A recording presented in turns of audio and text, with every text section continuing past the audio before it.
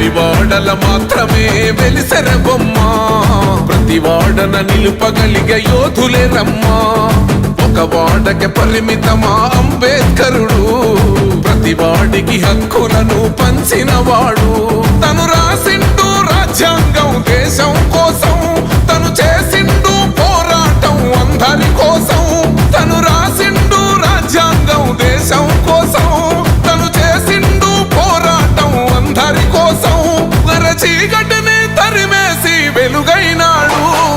జై భీమ్ జై భీమ్ జనగుండె నినాదం, అందరం ఒకటై గెలవాలి సమాజం.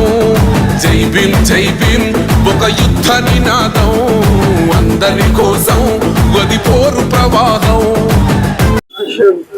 జరుపుకోవడానికి వచ్చినటువంటి మిత్రులకు, వివిధ ప్రజా సంఘాల నాయకులకు జై భీమ్ యూత్ నా యొక్క ప్రత్యేక ధన్యవాదాలు తెలియజేస్తున్నారు. ముఖ్యంగా ఆ రోజు డాక్టర్ బాబాసాహెబ్ అంబేద్కర్ రాజ్యాంగం రాయకపోతే ఈరోజు దళిత, గిరిజన లాంటి వాళ్ళు ఈరోజు బయట తిరిగే ఎటువంటి ఉద్దేశం ఉండేది కాదు. కాబట్టి వారి హక్కులు కూడా పొందేది కాదు. ఈరోజు ఈ విధంగా మనం అందరం కూడా ఇంత ఘనంగా జరుపుకుంటున్నామంటే అది డాక్టర్ బాబాసాహెబ్ అంబేద్కర్ మనకి ఇచ్చినటువంటి రాజ్యాంగం వల్లే అని చెప్తున్నాము. ఈ రాజ్యాంగాన్ని అనుభవిస్తూ ఈ రాజ్యాంగం ద్వారా హక్కులు పొందినటువంటి వారు ఈ రోజు ఆయన గురించి మర్చిపోతున్నారంటే చాలా సిగ్గుచేటు. ఈ రోజు ప్రజాస్వామ్యంలో ఉన్నటువంటి 4th ఎస్టేట్స్ ఏవైతే ఉన్నాయో ఈ 4 సంబంధంలో పనిచేస్తున్నటువంటి రాజ్యాంగ పరిపాలన అయితేనేమైనటువంటి మరి కార్యదీక్షలు అయితేనేమి, కార్యనిర్వహణ పనిచేస్తేనేమి, 4th ఎస్టేట్ లో పిలువడుతున్నటువంటి విలేకరుల వ్యవస్థ అయితేనేమి, అలాంటి వాళ్ళు కూడా ఈరోజు బాబాసాహెబ్ అంబేద్కర్ పొందుపరిచినటువంటి రాజ్యాంగాన్ని స్ఫూర్తి చేసుకోవడం చాలా శోచనీయం, చాలా కారణం. కాబట్టి ఇప్పటికైనా కూడా మన హక్కులు మనమందరం కూడా మన హక్కులు ఈ రోజు నిర్వర్తించే దానికి బాబాసాహెబ్ అంబేద్కర్ పొందుపరిచినటువంటి హక్కుల్ని కాలు రాయకుండా హక్కుల కోసమే నిరంతరం కృషి చేస్తూ ఈ రోజు అనేక మంది ఈ హక్కులు పొందలేక సమాజంలో ఊరికి దూరంగా అంతరానితనం అనుభవిస్తూ అనేక ఇబ్బందులకు గురవుతున్నారు. కాబట్టి ఇక్కడ చాలా మంది ఇప్పుడు నాయకులు కూడా ఎవరికైతే ఎలాంటి హక్కులు కావాలో మనకి రాజ్యాంగంలో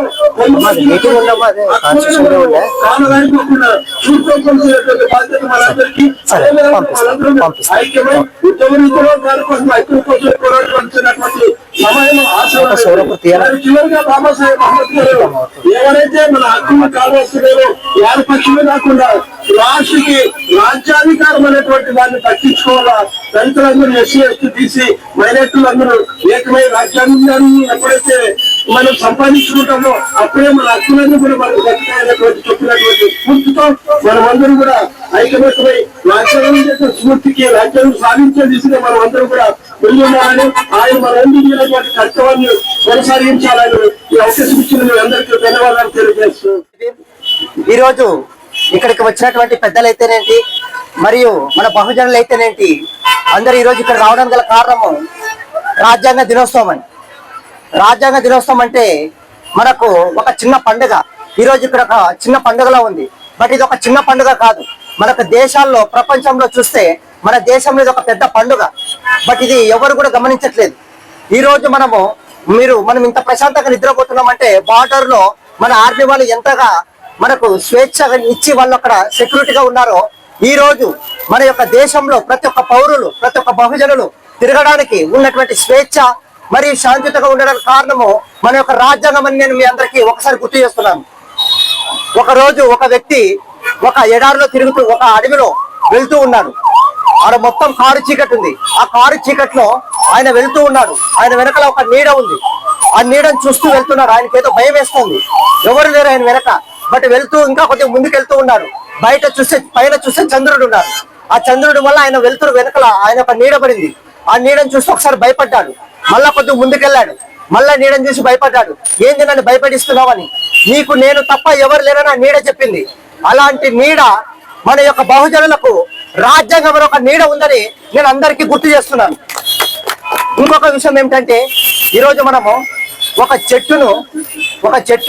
విత్తనం ఎవరేస్తారో తెలియదు. ఆ చెట్టు పెద్దగా ఫలాన్ని ఇస్తుంది. ఆ ఫలం ఎవరు తీసుకుంటారో తెలియదు. ఇలాంటి సహజ వనరులు, మరియు మన ఆదోళనలో ఉన్నటువంటి కొన్ని సహజ వనరులను కొంతమంది వారి యొక్క సౌలభ్యం కోసము కొన్ని నాశనం చేయడం జరుగుతుంది. వీటి మీద మన ఆదోళన ప్రజలు కొద్దిగా దృష్టి పెట్టి సహజ వనరులను కాపాడుకోవాలని చెప్తున్నాను మా జైబీము ద్వారా. ఇంకొక విషయం ఏంటంటే ఇక్కడ వచ్చిన పెద్దలకు మరియు మా బహుజనులకు మరియు మీడియా మిత్రులకు ఈరోజు ఇక్కడ వచ్చి ఈ యొక్క మన యొక్క కార్యక్రమాన్ని సద్వినియోగంగా జయప్రదం చేసినందుకు అందరికీ మా జైబీము ద్వారా ధన్యవాదాలు జరుపుకుంటున్నాను. నా పేరు ఎం సురేష్ బాబు, ఆదోని జైబీము ప్రెసిడెంట్.